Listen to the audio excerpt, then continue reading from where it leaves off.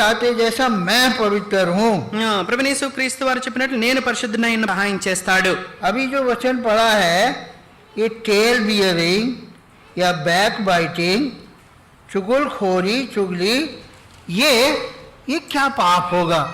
మనం ఇప్పుడు చదువుకున్న భాగము మరి కొండెమలాడుచు ఇంటింటికి ఆ తిరుగుట మరి ఏ రకమైన పాపమై ఉంటున్నది? ये भी पाप है। అది కూడా పాపమే. जब किसी की बुराई उसके पीछे आप करते हैं उसको चुगली बोलते हैं। కొండెమలాడుట అంటే ఎవరైనా ఎవరి వెనుక వారి గురించి చెడుగా చెప్పుట, అదే దాన్ని కొండెమలాడుట అంటారు. हम लोग क्या बोलते हैं? మనం ఏం చెప్తాము? कुछ गलत थोड़ी बोलते, सही बोल रहे हैं, कोई गलत थोड़ी बोल रहे। మేమేమన్నా తప్పు చెబుతున్నామా? हम लोग अपने आप को जस्टिफाई करते, మేము ఉన్నదే కదా చెప్తున్నాము అని మనల్ని మనం సమర్థించుకుంటూ ఉంటాం. सही बोल रहे हैं, మేము నిజమే కదా చెప్తున్నాము. भाई बहनों, अगर आपकी सारी बातों को परमेश्वर खोलकर दूसरे के सामने रख दे तो हमारा क्या हाल होगा? ప్రియ సోదరి సోదరులారా, ఒకవేళ గాని దేవుడు మన యొక్క జీవితం అంతా కూడా ఇతరులను यहाँ दिखा दे, ఒకవేళ हम लोग कोई यहाँ बैठे नहीं रहेंगे। ఒకవేళ మన పాపము ఒకవేళ స్క్రీన్ లో గాని ఇట్లా పెద్దగా మనం చూపిస్తే ఇక్కడ మనం ఎవ్వరం కూడా ఉండలేము. सो हम लोग ये नहीं, अरे हम तो ठीक ही बोल रहे हैं, ऐसा नहीं। మనం ఏవి సమర్థించుకుంటాం, ఉన్నదే కదా మనం చెప్తుంటున్నాం అనేది అది సరైనది కాదు. सही बोलना, क्या बोलना क्या नहीं बोलना, ये पवित्र आत्मा के द्वारा आपको सोचना है. కనుక అది ఏం చెబుతున్నాం అనేది మరి అది నిజమైన మరి పరిశుద్ధాత్మ ద్వారా మనము పరీక్షింపబడి మనం పలుకుతున్నామా లేదా అనేది మనం పరీక్షించుకోవాలి. जब हम किसी की बुराई करते हैं ఎవరికైనా మనం చెడు చేస్తే तो हमको आशीष नहीं मिलेगा, वी विल गेट ओनली कर्स. మనకి ఆశీర్వాదం దొరకదు, మరి శాపమే మనం పొందుకునే వారంగా ఉంటాం. आजकल मंडलियों में सबसे ज्यादा बुराई यही है. నేటి దినాలలో సంఘాలలో అన్నిటికన్నా చెడు ఇదే ఉంటున్నది. एक दूसरे की बुराई बोलना, ఒకరి గురించి ఒకరికి చెడు చెప్పటం, एक दूसरे के बारे में बताना, ఒకరి గురించి ఒకరికి పితరులు చెప్పటం. कई लोगों को तो यही मिनिस्ट्री है. కొంతమందికి అయితే ఇది ఒక పరిచర్య సేవగా ఉంటుంది. इनके बारे में उसको बोलना, उनके बारे में उसको बोलना, अशांति में रहना और सबको अशांति में रखना. ఒకరి గురించి ఒకరు చెప్పటం, వీళ్ళ గురించి వాళ్ళకి, వాళ్ళ గురించి వీళ్ళకి చెప్పటం, వాళ్ళ అసమాధానం అంటూ అందరినీ అసమాధానంలోకి తీసుకుని వెళ్ళటం. इसका कारण क्या है? దానికి కారణం ఏమిటి? They have no love for each other. ఎందుకంటే ఒకరి పట్ల ఒకరికి ప్రేమ లేదు. प्रेम अगर होता है तो पाप ढांपता है. ప్రేమ సమస్త పాపముల కప్పును అని రాయబడి ఉన్నది. पहला कुरिन्थी 13 अध्याय మొదటి కొరింథీ और उसके 6 पद में लिखा है, మొదటి కొరింథీ 13వ అధ్యాయము 6వ వచనం, कि जो प्रेम है वो बुराई नहीं फैलाता है.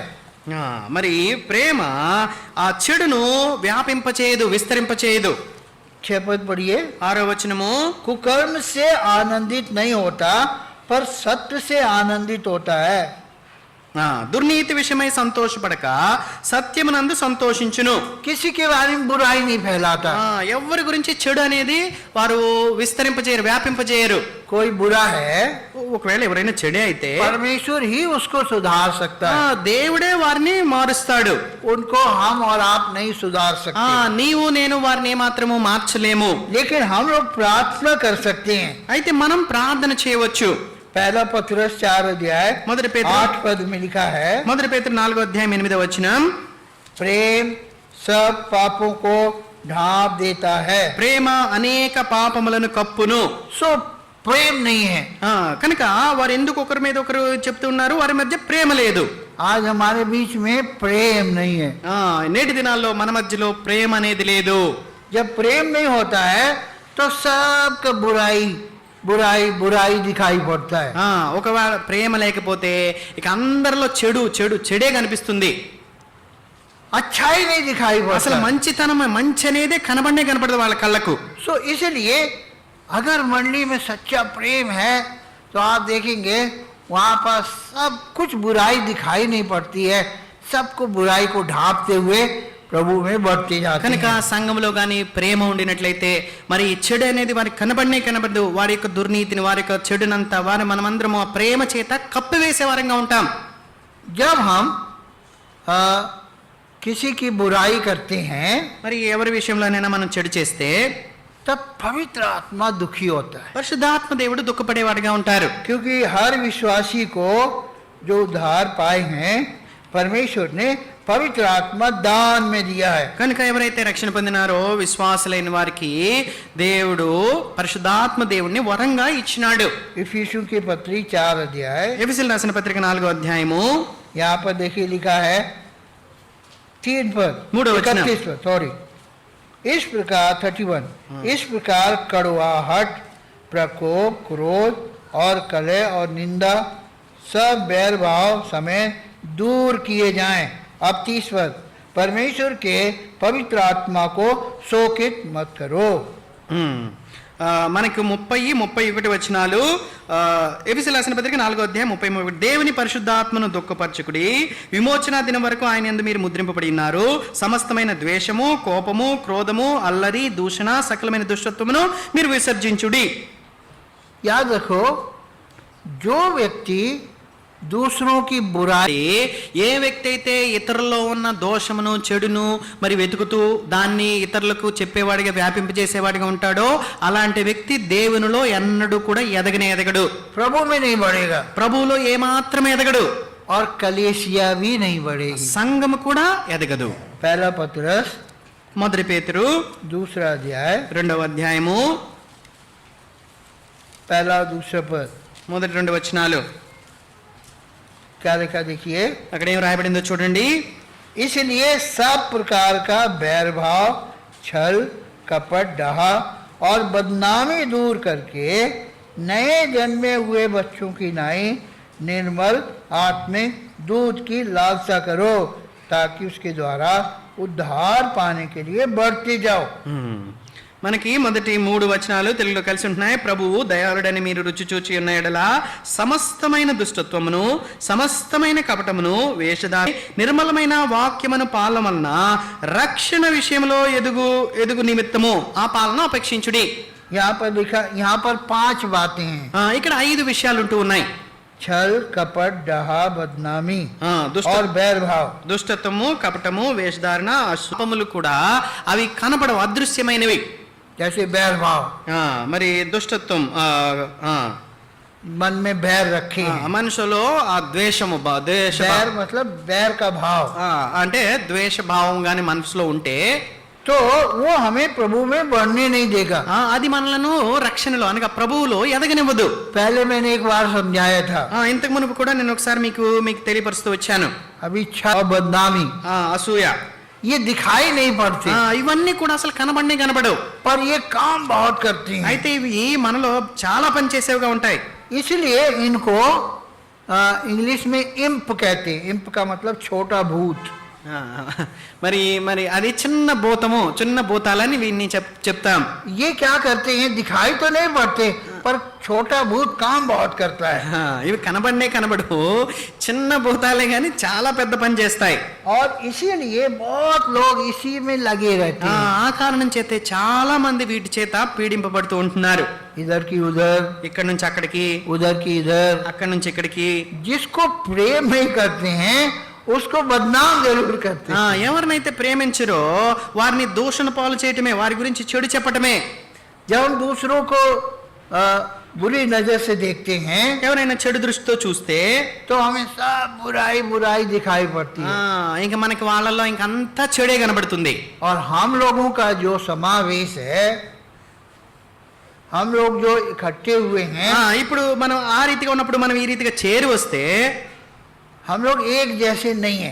మనం అందరం ఒకరి వలె అందరం ఉండం.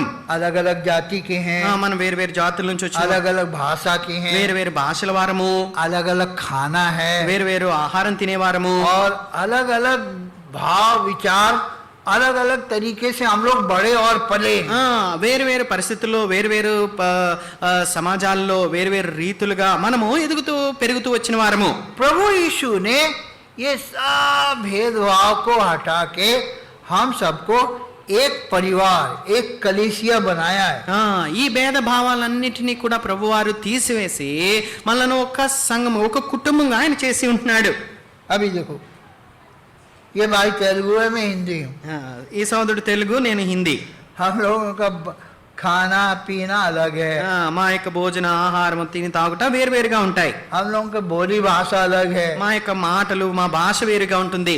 एकदम एक साथ नहीं मिल सकते, थोड़ा टाइम लगता है। అసలు ఒక్కోసారి కలవనే కలవు, దానికి సమయం పడుతుంది. लेकिन अगर प्रेम है, అయితే ఒకవేళ ప్రేమ గాని ఉన్నట్లయితే तो इनकी ना भाषा से फर्क है, ఆయన భాషతో నాకు పట్టింపు ఉండదు, ना उसके खान पीने से फर्क ఆయన है, తిని తాగే విషయాలు నాకు పట్టింపు ఉండవు, ना जाति धर्म से फर्क है। ఆయన మతము, ఆయన జాతి, ఆయన కులము ఏది నాకు పట్టింపు ఉండదు. एक दूसरे को जिस लहू से प्रभु ने खरीदा है, उस लहू के वास्ते हम लोग अपने रिश्तेदारे और सगे लोगों से भी ज्यादा गहरे हैं। ఏ రక్తము చేత ప్రభు మనల్ని కడిగి శుద్ధీకరించినాడో ఆ యొక్క రక్తము ద్వారా మన సొంత వారి కంటే, మన రక్త సంబంధుల కంటే కూడా మించిన ప్రేమ సంబంధం అనేది మన మధ్యలో ఉంటుంది. क्योंकि परमेश्वर ने हमें कलीसिया मिलाया है। ఎందుకంటే దేవుడు మనల్ని ఆ రీతిగా కడిగి తన సంఘంలోనికి తీసుకుని వచ్చినాడు. कलीसिया का मतलब है निकाले हुए लोग, दुष्टता से, संसारिकता से, पाप से निकल के आए। మరి సంఘము అంటే ఏంటంటే వేరుపరచబడిన వారు, ఎక్కడి నుంచి? పాపము నుంచి, లోకము నుంచి, దుష్టత్వం నుంచి వీరందరూ వేరుపరిచి సంఘంగా ప్రభు చేశాడు. और हम लोगों की भाषा क्या है? మనందరి భాష ఏమిటి? प्रेम। ప్రేమ. प्रेम से सबकी सह लेते हैं। ప్రేమ అన్నింటినీ ఓర్చుకుంటుంది. इसलिए पहला कोरिन्थी 13 अध्याय बार बार पढ़ना। ఆ కారణం చేత మొదటి కొరింథీ 13వ అధ్యాయం మాటి మాటికి చదవండి. बार बार पढ़ना, మాటి మాటికి చదవాలి. और फिर हम कलीसिया के रूप में उन्नति करने लगते हैं। అప్పుడు సంఘంగా మనం అభివృద్ధి చెందే వారంగా ఉంటాం. तो हमने देखा, हमने आपको बताया कि जो दूसरे के चुगली करता है, बुराई करता है, वो प्रभु में नहीं बढ़ता है। మరి ఇంతకు మునిపే చెప్పిన రీతిగా ऐसे चुगलखोरों के कारण कलीसिया भी नहीं बढ़ती है। అలాంటి కొండెములు చెప్పేవారు, వారి గురించి వెనక తప్పుడు చెడు మాట్లాడేవారు సంఘంలో ఉంటాను బట్టి సంఘము కూడా అభివృద్ధి చెందదు. पहला कुरिन्थी, మొదటి కొరింథీ, दूसरा कुरिन्थी 12 अध्याय 20 पद। క్షమించండి, 2వ కొరింథీ 12:20. यहाँ पौलुस कह रहा है, అపోస్తలుడైన పౌలు ఏమంటున్నాడు చూడండి. क्योंकि मुझे डर है कहीं ऐसा ना हो कि मैं आकर जैसा चाहता हूँ वैसा तुम्हें ना पाऊँ, मुझे भी वैसा ही तुम ना चाहते हो वैसा पाओ। मैं तुम में झगड़ा, डहा, क्रोध, विरोध, ईर्ष्या, चुगली, अभिमान और बखेड़े हों। 20-21 తెలుగులో కలిసి ఉంటున్నాయి. 2వ కొరింథీ 12వ అధ్యాయం 20-21. ఎందుకనగా ఒకవేళ నేను వచ్చినప్పుడు మీరు నాకు ఇష్టలుగా ఉండనేరేమో అనియు, నేను కొట్టియు అల్లరులు ఉండునేమో అనియు. पौलुस को कुरिन्थियों में यही एक शिकायत थी, ये सारे झगड़े उनके अंदर थे। తప్పు ఏంటంటే ఒకళ్ళొకళ్ళు కలహము, ఆ గొడవలు ఆడుకునుట.